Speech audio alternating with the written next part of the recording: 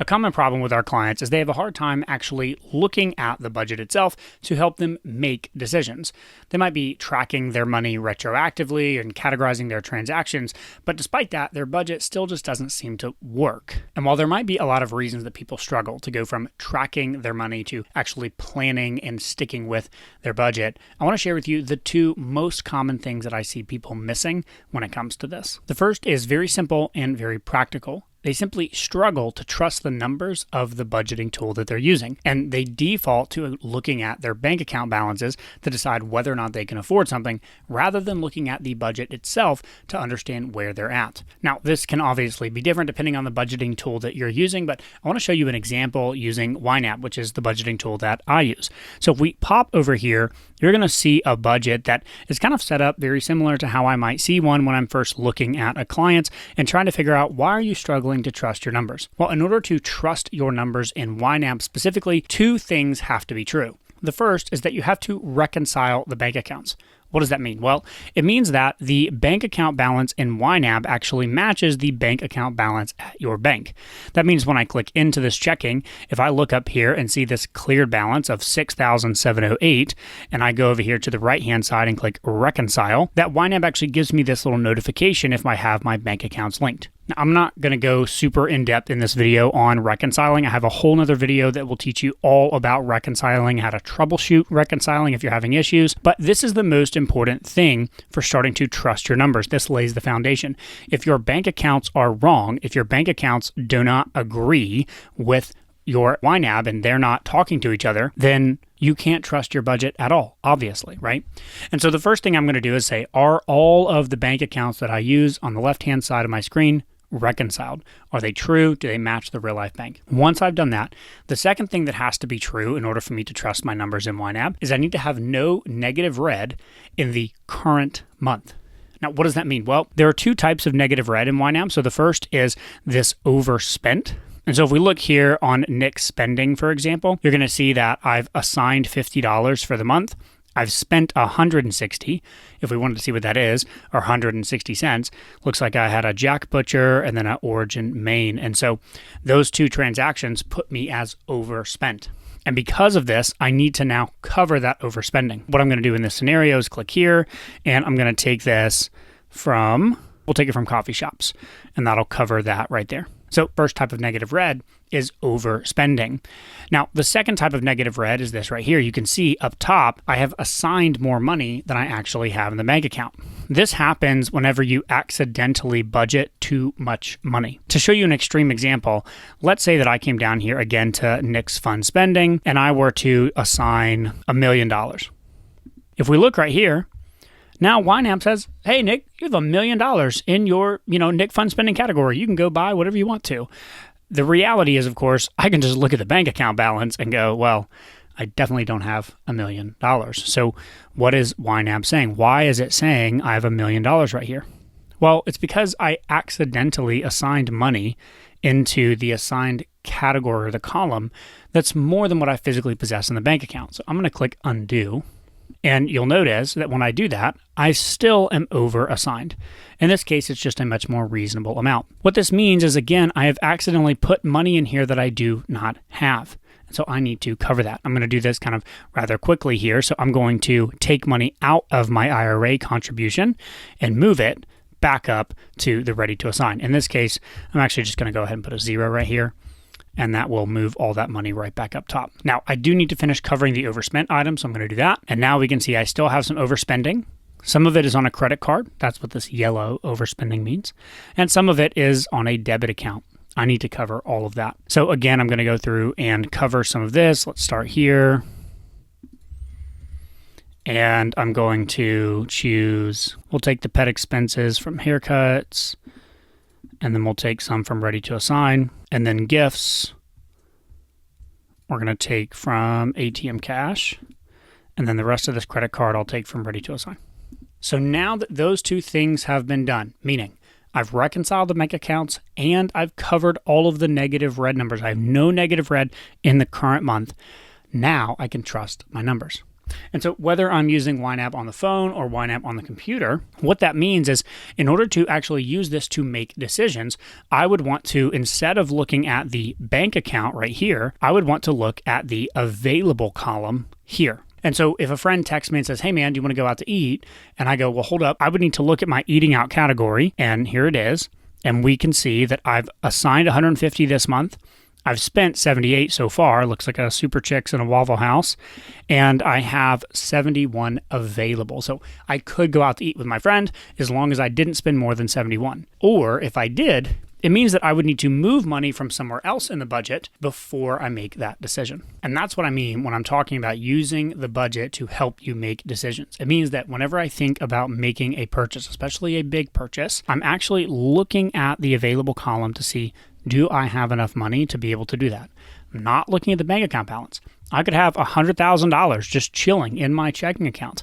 And if our little here date night coffee shop money says $5 in it, then I can't spend more than $5 on coffee unless I first decide where I'm going to take that money from. Because even though I've got all that money sitting in my checking, that money has already been told something else that it needs to do that's not buying me coffee. And now this brings us to the second thing that people are missing when it comes to their budget not working for them. The thing that they're missing is a sufficiently strong reason for why they should stick to their budget. Now, Hannah and I talk about this all the time, and if you've listened to the podcast, you've heard us talk about this. Vision, which is the plan that you have for your life over the next 1, 3, 5 years, that vision has to be so strong, so compelling, and so clear. And the budget has to be seen as a tool for helping you achieve that vision.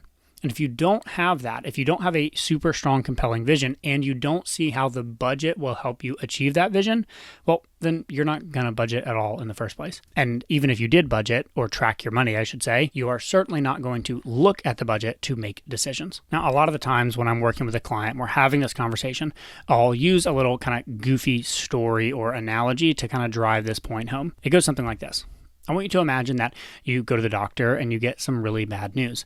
They come out and they say, hey, I'm so sorry, but you have this life-threatening disease. It is completely fatal, and unfortunately, there is nothing we can do about it. However, there is one weird thing. It's not a surgery, it's not a pill, it's not a medicine. There's nothing we can do, but there is one weird cure. We don't even know why it works, and that is that if you can actually stick to your budget for 1 month, you'll live. Now, I know this is like a super goofy example, but the idea is that if you truly believed using your budget to make decisions and staying within your budget, if you truly believed that you were going to die unless you did that, then you would stick to your budget. You could do it. You could figure it out. You would absolutely make that happen. And so the point is to drive home the idea that you have the power and the ability to decide to stick to the budget, to use the budget to make decisions. You could absolutely do that if your reason for doing it was strong enough. And so if you're not doing it right now, there's a really good shot that you just don't have a compelling enough why. What's also interesting about this compelling why is that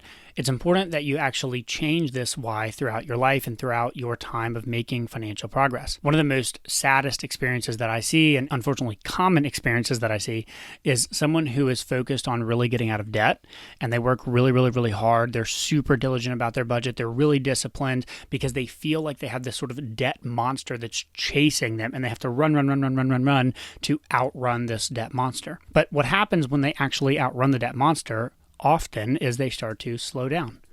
They start walking instead of running. And maybe the monster seems so far away now that they just go ahead and sit down and take a nap. Or maybe they even actually start walking backwards in the other direction a little bit because that monster's so far away, I don't need to worry about it. And all of a sudden, all of the progress that they've made trying to outrun the debt monster starts to get lost. And they start to end up right back where they were. And the reason I see this happen is because often they don't take and transition the running from something into running towards something. And so if you've been on a debt journey and you've finally gotten away from the debt monster, but then you find yourself struggling to stay motivated to stick to the budgeting like you once did, it probably means that you now, instead of need to focus on what you're running away from, you need to create a vision and you need to find a horizon out there in front of you that you can run towards. In the doctor example, it's something that you're trying to run away from, right? You're trying to avoid dying, and so you will stick to the budget. That's fine and well and good, and we can certainly use, avoidance as a motivation. But over time, once we actually do make some progress, you have to transition that into what you can achieve with the budget, what the budget allows you to do and the freedom it creates, rather than how the budget helps you avoid something bad. When Hannah and I first started budgeting together, the thing that got us on the same page and the thing that got us super compelled about, budgeting, honestly, was this little girl right here. This was our compelling why. We didn't have a dog, and Hannah really, really wanted a dog. And we sat down and we did the math and we figured out, okay, well, we need, this much initially, and then you got to have all these ongoing expenses. And what do you know? All of a sudden, we now really are compelled to want to stick to the budget because it means we get to get the dog that we've always wanted. Once we got the dog, though, we had to find that new vision. What's going to keep us compelled now? And so for us, it then became this camper, this Airstream that I'm filming in right now.